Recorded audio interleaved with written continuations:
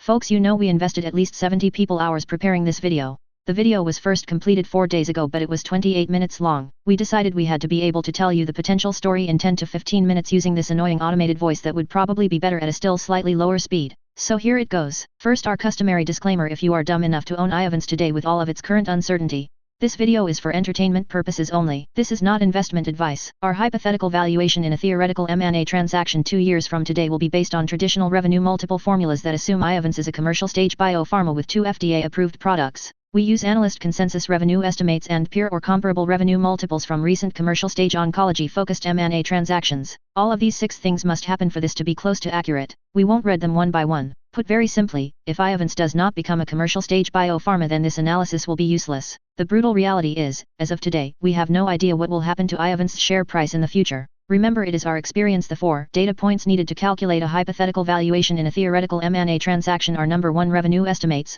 number 2, anticipated gross margins, number 3, patent expirations, and number 4, peer revenue multiples paid in similar M&A transactions. So for background as a refresher, Iovance has 2 late-stage therapies called Lifileucel and LN-145 that, as of today, January 21, 2024, offer meaningful valuation gain potential in a theoretical M&A transaction 2 years from today. Both are tumor-infiltrating lymphocytes, or TILs for short. Lifileucel has an imminent PDUFA date of February 24, 2024 for advanced melanoma. A PDUFA date is a non-mandatory deadline the FDA sets itself to respond to a company like Iovance when it formally asks the FDA to approve a new therapy for commercial sale. We'd remind you this submission has been delayed for years. Iovance's second late-stage therapy is called LN-145, which is in a phase 2 trial for lung cancer, specifically non-small cell lung cancer. Historically, non-small cell lung cancers are, very roughly, 85% of all lung cancers in the United States. Until December 27, 2023, it was hoped the LN-145 phase 2 trial would read by the end of Q3 2024. It was of course also hoped the LN-145 phase 2 clinical data would be compelling enough so that the FDA would consider the phase 2 trial quote-unquote registrational, meaning good enough so that Iovance could submit a BLA for LN-145 FDA approval by the end of fiscal year 2025. We'd add Iovance technically owns a FDA-approved therapy called Proleukin, but its opportunity is only real if Iovance's TILs are approved. Okay, for Lifileucel, the FDA can either approve the Lifileucel BLA or issue a CRL by February 24, 2024. Yes, technically the FDA could extend the PDUFA date again, or Iovance could theoretically withdraw the submission, but we'll leave those 2 possibilities aside.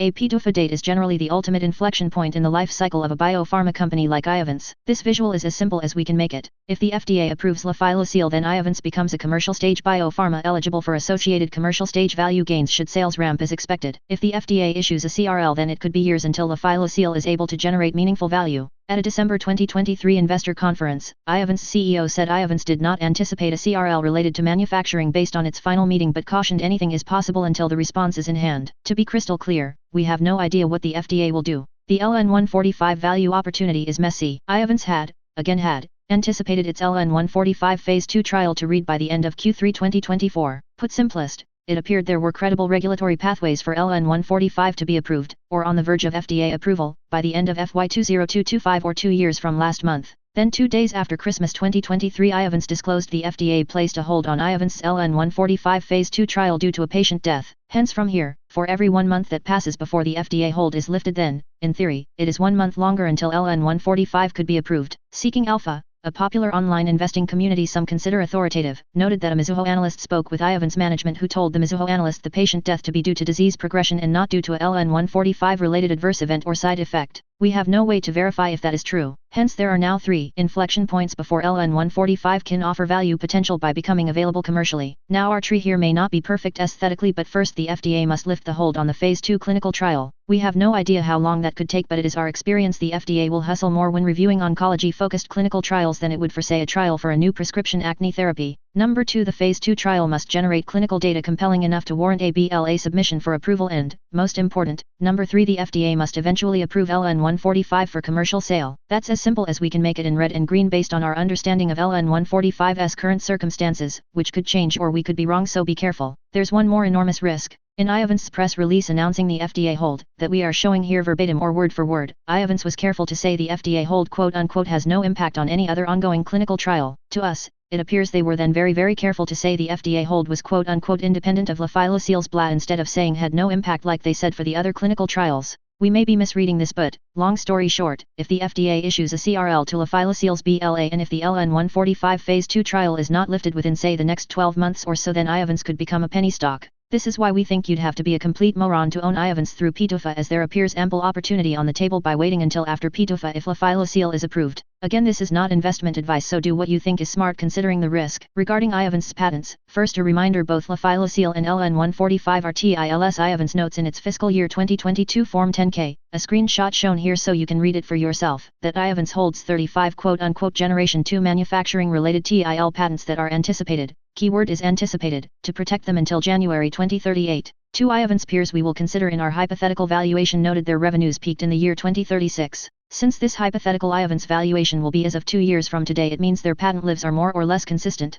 A word of caution though in that Evaluate Pharma notes Lifileucel's patent expires July 31, 2031. It's our experience that Evaluate Pharma, in its basic service, generally notes the date of the first patent to expire. There is one more data point we will share shortly that suggests Lifileucel revenues will not peak in the year 2031. Hence we will assume these 35 Generation 2 patents cover Lifileucel through January 2038. Evaluate Pharma does list LN145 patent expiration date of January 31, 2038.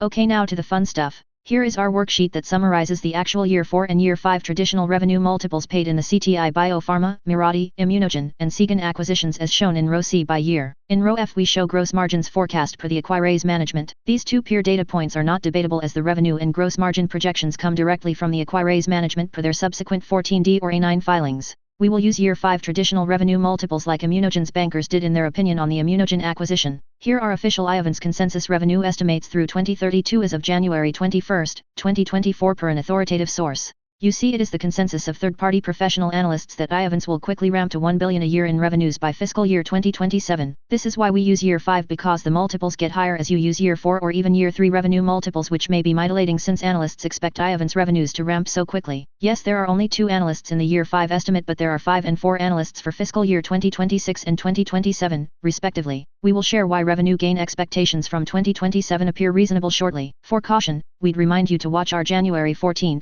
2024 video that showed analyst consensus estimates versus actual management prepared forecasts in these peer transactions. Mirati analyst estimates were wrong by over 50% in Year 5. Hey folks, what can we tell you? This is far from perfect, so there are huge risks. Okay, let's fly through these screenshots we prepared to provide you published estimates from, in theory, independent and credible sources. First up is pharmaceuticaltechnology.com that references Global Data's expiry forecasts. We understand Global Data is an authoritative third-party source for analyst consensus revenue estimates. We do not own a license to Global Data. In any event, pharmaceuticaltechnology.com notes Lifileucel consensus per Global Data is 864 million by 2035 in the United States alone. As we understand it, the EU opportunity is generally for back-of-the-envelope calculations, half to 60% of the United States commercial opportunity for most diseases. Pharmaceutical Technology then shares Global Data's LN145 consensus revenue estimates at 889 million globally by the year 2029. Our simple point is it appears one can connect the dots from Global Data's supposedly authoritative revenue estimates to the 1.3 billion in 2030 Iovance analyst revenue estimates we'll use in our Year 5 revenue multiple calculation. Next is a December 2023 Motley Fool published Lifileucel estimate of 900 million at peak. Nature Journal notes up to 1 billion a year in potential Lifileucel sales. We show the Google search result for Nature Journal estimate as you need to buy a license to log into Nature Journal itself. Last up is a Globe and Mail article suggesting up to 1 billion a year for Lifileucel in advanced melanoma.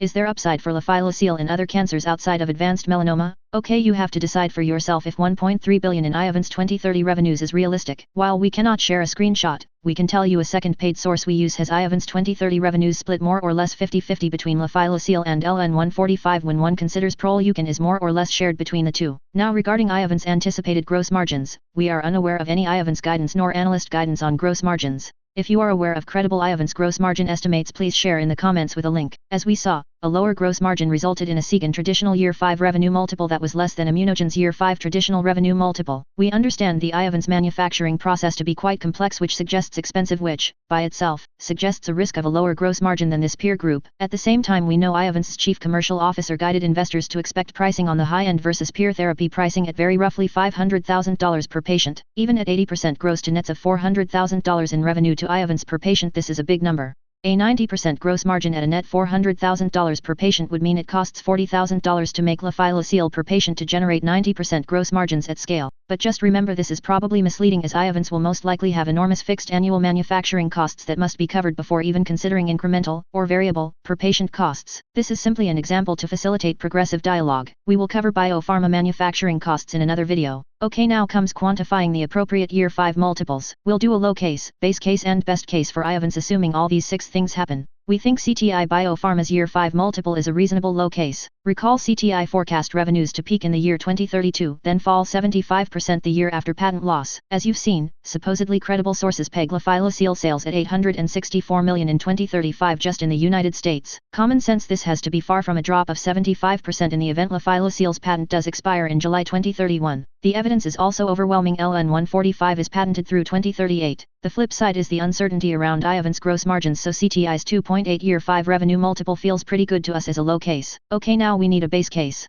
We're going to reference the ImmunoGen acquisition by AbbVie. Recall ImmunoGen engaged Lazard as their banker or financial advisor. We see directly from ImmunoGen's 14D filing that Lazard came up with a range of year 5 revenue multiple percentiles that could be appropriate to ImmunoGen. Lazard, who are the experts where we are not, said a year 5 multiple of 4.9 would be in the 75th percentile of peer M&A transactions. See it for yourself, it is their revenue multiple, not ours. Lazard's peer group went back years where we are only looking at the 4 most recent transactions of the last 12 months. Lazard noted for ImmunoGen using a year 5 revenue multiple of 4.9 would result in a share price of just over $20. We know ImmunoGen was acquired for just north of $31, which is over 50% higher than Lazard said was appropriate using this multiple. This is why the actual ImmunoGen year 5 multiple was 7.9. We therefore think, because Iovance in theory offers 2 therapies which is better than just one for most peers, that a base case year 5 multiple of 4.9 as identified by Lazard as in the 75th percentile is appropriate for Iovance. Now we know you will look at Mirati's and ImmunoGen's year 5 multiples that are higher than 4.9 and say Iovance should be the same in a base case. We'd only remind you that Mirati forecast hypergrowth beginning in the year 2030 that is not reflected in their year 5 multiple. For ImmunoGen, their product Lifileucel had been on the market for just over 1 year. Last, there is the uncertainty around Iovance's gross margin, so we are sticking to a base case year 5 multiple of 4.9. Use your own year 5 multiple as you see fit if you disagree. For Iovance's best case, we will use the ImmunoGen year 5 multiple of 7.9 that assume 96% gross margins and discount 15% to 7.0 again because of the uncertain Iovance gross margin profile. Should Iovance disclose anticipated gross margins at scale, we will reconsider. We do not consider the 2038 patent protection versus 2036 for ImmunoGen and Mirati because our hypothetical Iovance valuation in a theoretical M&A transaction is as of 2 years from now, which, in theory, means patent expiration are more or less the same.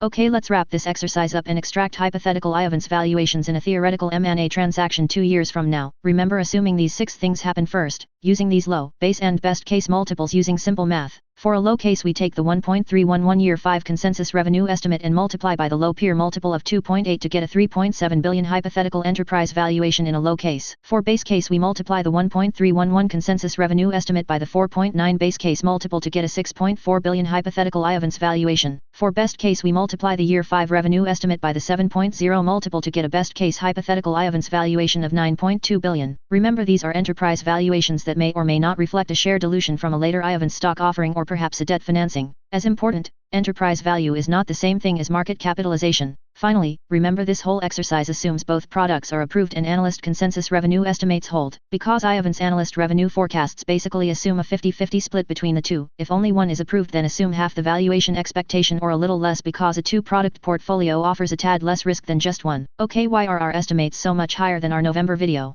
Number 1, we showed you Mirati analyst consensus revenue estimates were 50% higher than revenue forecasts prepared by Mirati management. Here we show you the difference in year 5 revenue multiples using analyst consensus versus Mirati prepared revenue forecasts. Put simplest, our Mirati revenue multiple was understated by half. Yes, understated by half. This resulted in a peer multiple used to calculate a hypothetical Iovance valuation that was understated accordingly because Mirati was one of only 2 peers considered. Remember, analyst estimates were all we had at the time. Oh no, wait a minute, what if Iovance analyst estimates are overstated by 50%? In that case, this analysis will be wrong by 50% as well. This is why it is very important you remember we are using analyst estimates that must later be maintained for this analysis to be considered accurate as must peer revenue multiples in later peer M&A transactions. Okay, the second reason our hypothetical Iovance valuation is so much higher this time is because we are including ImmunoGen acquisition as a peer transaction. Obviously, the ImmunoGen transaction was not available back in early November. As we demonstrated, the ImmunoGen transaction was priced at a revenue multiple that was 50% higher than the 75th percentile of its peer group per the experts from Lazard. This is no doubt using ImmunoGen as a peer is a genuine best case hypothetical valuation that will likely not be repeated again. One last point before we go. Here is row I. We note the number of years between the FDA approval date and the date the three peers were acquired. Notice all three were acquired between 0.8 and 1.2 years from FDA approval. Is that relevant information when considering who may next be on the block?